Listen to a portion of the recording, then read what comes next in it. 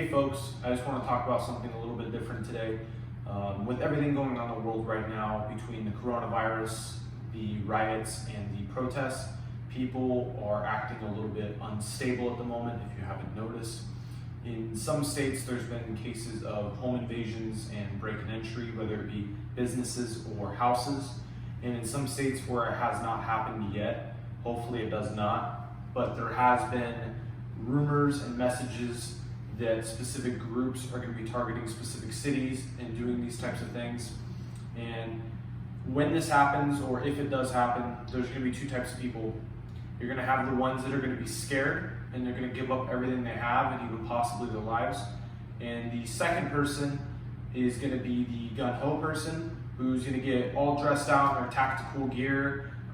Maybe some people are breaking in, they want to steal the person's TV. That dude's going to come running down the hallway, and he's going to find himself most likely in a gunfight. You don't necessarily want to be that guy.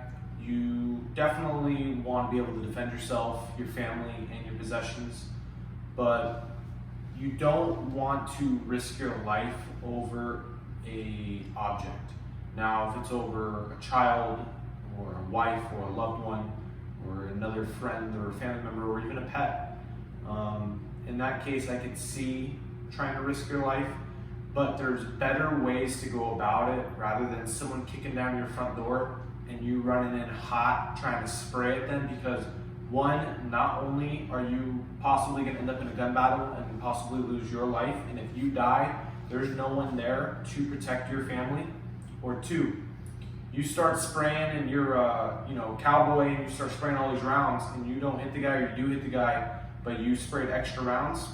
Well, those rounds are going to go somewhere. Either they're most likely, hopefully, going to get stopped by something, or they're going to be traveling through, depending where you're at, it could be a building, it could be drywall, it could be bedroom to bedroom, it could be apartment complex, and you're worried about hitting someone else, whether it be a loved one, a friend, or a neighbor, or a bystander.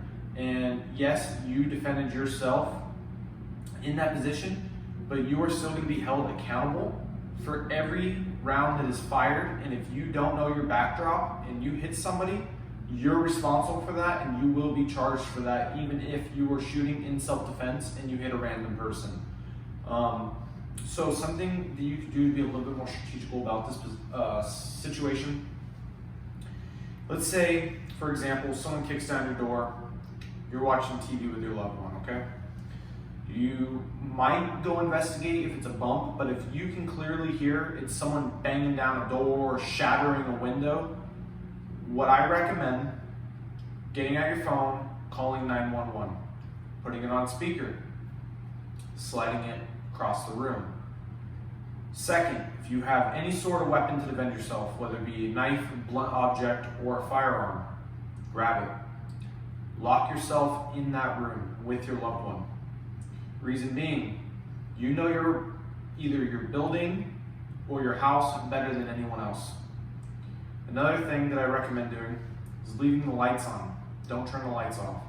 They already assume you're there, okay? Leaving the lights on. When I was doing my certification course for use of deadly force here in the city of Arizona, there was someone in there that came in and spoke, and they were telling us a story about how this guy killed all the lights in his house. Someone broke in, he had his gun, and he was trying to do CQB, clear through the house. Well, he saw someone run across the hallway, took a shot. Well, he shot his own kid. And you don't want to be in that position, and you don't want to have to deal with that for the rest of your life. So turn on your lights. Reason being, you're going to be able to see who you are going to engage with, okay? It's very important to see.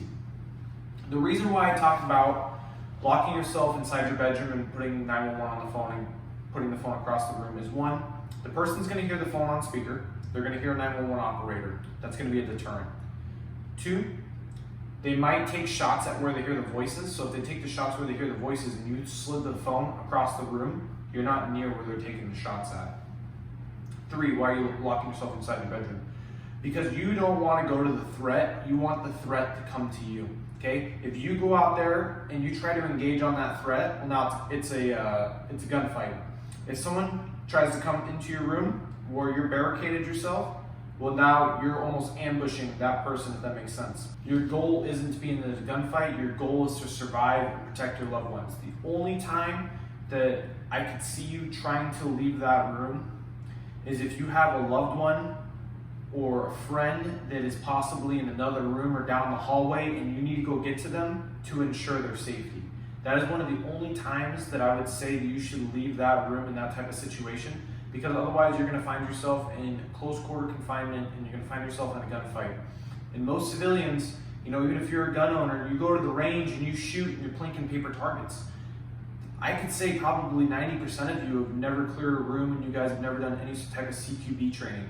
And that's going to be an issue, and especially if you do have multiple people inside the house and you have loved ones inside the house, so now you're worried about their safety and you're dealing with gunfire or some sort of hand-to-hand combat type situation where someone's trying to swing a bat at you or shank you with a knife.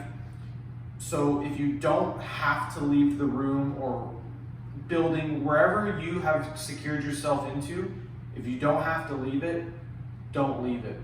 As a civilian, you should not be doing CQB. That is specifically left for law enforcement and military. We have this beautiful thing called law enforcement 911.